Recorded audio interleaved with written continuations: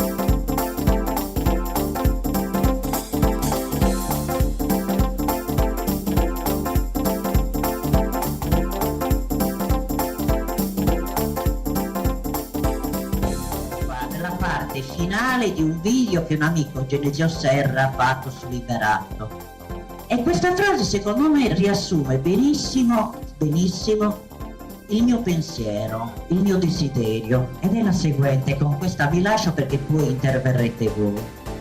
Arrivederci prof, in qualunque parte lei si trovi ora, spero ci siano 3 cose: una comoda poltrona, un'infinita libreria e un lungo viale dove passeggiare per l'eternità.